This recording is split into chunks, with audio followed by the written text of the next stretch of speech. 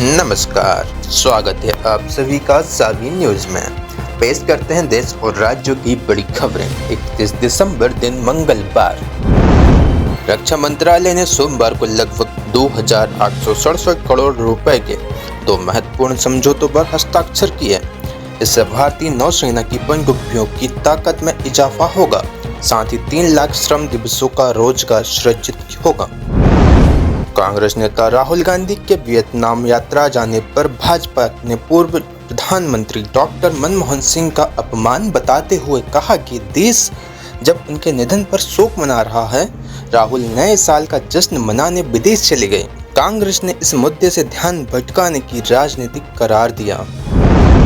न्यायपालिका की आजादी आज भी खतरे में। जस्टिस लोकुर ने कहा, हिंदू राष्ट्र की बात करने पर रोक नहीं, संविधान इसकी इजाजत नहीं देता है।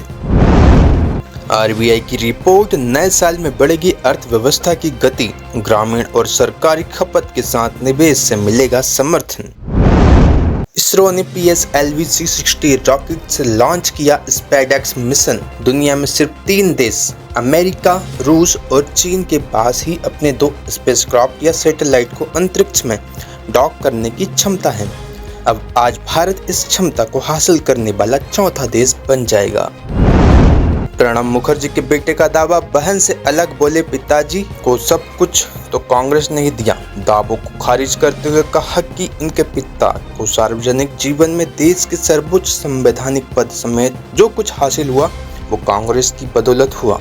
यह भी कहा, उनके पिता का निधन कोविड काल में हुआ था और ऐसे में उस समय की कई पाबंदियों के चलते कांग्रेस कार्य समिति की बैठक बुलाकर श्रद्धांजलि नहीं दी जा सकी थी। हालांकि बाद में श्रद्धांजलि अर्पित की थी। एडीआर रिपोर्ट के मुताबिक आंध्र प्रदेश के मुख्यमंत्री एन चंद्रबाबू नायडू 931 करोड़ रुपए से अधिक की संपत्ति के साथ भारत के सबसे अमीर मुख्यमंत्री हैं, जबकि पश्चिम बंगाल की मुख्यमंत्री ममता बनर्जी सिर्फ 15 लाख रुपए की संपत्ति के साथ सबसे कम संपत्ति वाली मुख्यमंत्री है। राजस्थान जैसलमेर के मोहनगढ़ नहरी क्षेत्र में शनिवार को ट्यूबवेल खुदाई के दौरान पानी का फव्वारा फूट गया। पानी करीब 50 घंटों तक लगातार उसी रफ्तार से बाहर निकलता रहा।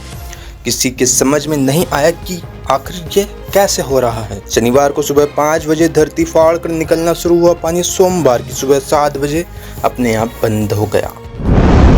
डॉलर के मुकाबले रुपए की कीमत में गिरावट पर कांग्रेस ने पीएम मोदी को घेरा। याद दिलाए 2013 के बयान। मोदी ने 2013 के उस बयान का जिक्र किया जिसमें उन्होंने कहा था कि यूपीए नेतृत्व दिशाहीन हो गया है। उसे न तो देश की रक्षा की चिंता है और न ही रुपए की कीमत में आ रही गिरावट की चिंता है। उसे बस अपनी कुर्सी बचाने की चिंता है। नए साल की शुरुआत प्रचंड ठंड से होगी। मौसम विभाग के मुताबिक नए साल की शुरुआत में पश्चिमी विक्षोभ सक्रिय हो सकता है, जिसके चलते पहाड़ से लेकर मैदान तक भारी बारिश और बर्फबारी के आसार हैं। आरटीजीएस एनईएफटी करने पर बेनिफिशियरी का नाम वेरीफाइड कर सकेंगे। गलत खाते में फंड ट्रांसफर पर लगेगी रोक। आरबीआई के नए नियम 1 अप्रैल से लागू होंगे। शेयर बाजार में इस हफ्ते गिरावट का अनुमान। विदेशी निवेशकों की बिकवाली जारी है। ऑटो सेल्स डेटा पर भी निवेशकों की नजर। धन्यवाद। अभी तक के समाचार समाप्त हुए। अभी फिर से शुरू करते हैं नए समाचार।